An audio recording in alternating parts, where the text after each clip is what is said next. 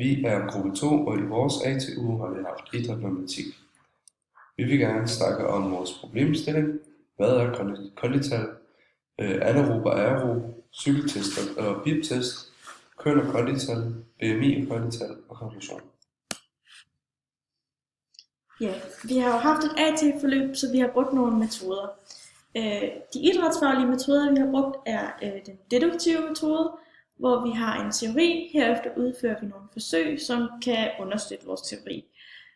Og så har vi brugt den kvantitative metode, som hæfter sig meget ved statistikker og kan sammenligne forskellige grupper, som for eksempel to forskellige køn. Dog besvarer den sjældent noget om hvorfor. Af matematiske metoder har vi brugt anvendt matematik. Vi bruger anvendt matematik, da vi ikke adskiller matematikken fra det, der sker i den virkelige verden, men vi anvender matematikken på det idrætsfaglige, for eksempel i form af statistik. Den kvantitative metode er også lidt matematisk på grund af statistikken. Problemstilling. Hvilke faktorer spiller ind hos konditallet? Hvad er et kondital? Konditallet måler, hvor god kroppen er til at optage ilt under fysisk belastning. Det giver en god indsigt i ens evne til at udføre langvarigt arbejde. Konditallet er den maksimale iltoptagelse i milliliter ilt per minut divideret med vægten. Ens kondital er primært påvirket af 7 faktorer. Genetik, alder, højde, køn, træning, muskler i åndedrætsorganet og kropsvægt. Hvordan kan man forbedre sit kondital? Hvis man skal forbedre sit kondital, skal man træne, så man kan optage mere ilt per minut. Det gør man ved at udholde mere. Man skal træne med høj intensitet, hvor pulsen ligger på 85-95 af makspulsen. Man benytter den aerobe proces, når man skal forbedre sit kondital.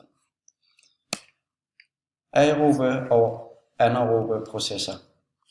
En aerob proces er en proces med ilt. Det betyder, at kroppen kan nå inderne det ilt, musklerne skal bruge til at skabe den energi, du skal bruge for at udøve øvelsen. I en anaerob proces er det en proces uden ilt, eksempel en 100 meter spurt. Grunden til, at processen foregår uden ilt, er, at musklerne ikke kan nå at optage den mængde ilt, de skal bruge for at skabe den nødvendige energi. De test, vi har lavet, er aerobe test, fordi at kroppen og musklerne har kunnet indånde den ilt, der skulle til for at skabe den nødvendige energi. Hvordan måles det? Ens kondital måles ved hjælp af f.eks. en biptest eller cykeltest. Du finder dit kondital ved at sige optaget milliliter ilt gange kilo, eller divideret med kilo gange minutter. Biptest mod cykeltest. En cykeltest er en test, hvorpå man kan måle ens kondital, når man cykler. Testen udføres ved, at man har en person, som starter ved et vist antal watt. Mand starter på 100 watt, og kvinder starter på 70 watt. Hvert andet minut øges watt med 35, og man ser, hvor lang tid man kan holde ud. En biptest er en test, hvorpå at man kan måle ens kondital i løb. Man løber en distance på 20 meter over et tidsrum, som bliver mindre og mindre for hver gang man løber distancen. Tiden er markeret med en bitlyd. Når man ikke kan mere, så skal man gå ud og se sit kondital på skærmen.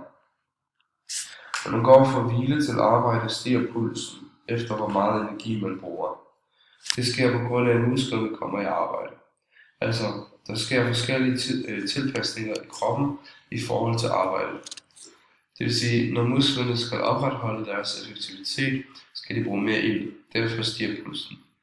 Kroppen skal nemlig pumpe mere blod ud til cellerne, fordi der er blodet, som indeholder den ilt, som cellerne skal bruge til at lave respiration.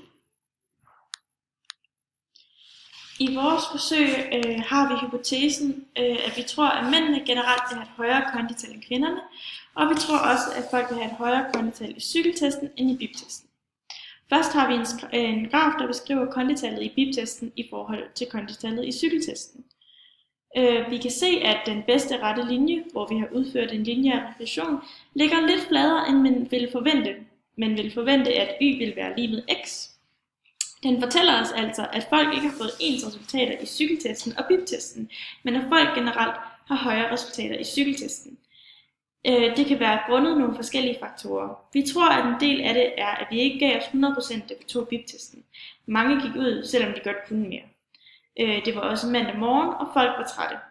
Det er specifikt for os, men generelt tror vi, at cykeltesten vil give et bedre resultat, fordi man i biptesten skal flytte hele sin kropsvægt, og man skal stoppe og sætte i gang ofte, hvilket er hårdere end i cykeltesten, hvor man skal vedligeholde den samme bevægelse. Ved de to boxplot kan man også se, hvordan der er bedre resultater i cykeltesten, hvor medianen i biptesten faktisk er tilsvarende til første kvartil i cykeltesten. Her ser vi to boxplot over konditallet i biptesten for kvinder og mænd.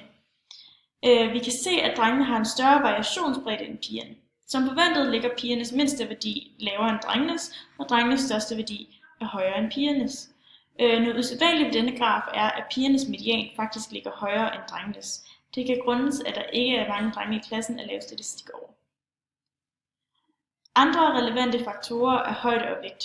Vi har valgt at se på BMI, som sætter de to i forhold til hinanden, og har noget at gøre med, om man er undernormal eller overvægtig. Vi ser en tendens til, at et højt BMI giver et lavere kondital, og et lavt BMI giver et højere kondital.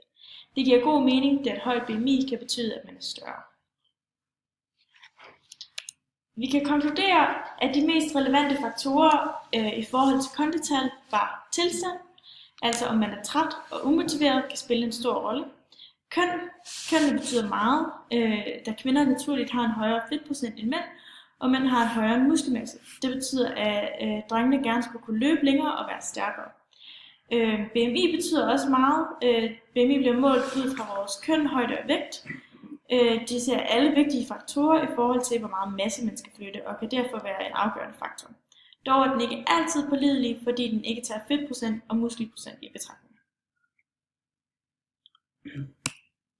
Det var alt for denne gang. Håber vi ses igen.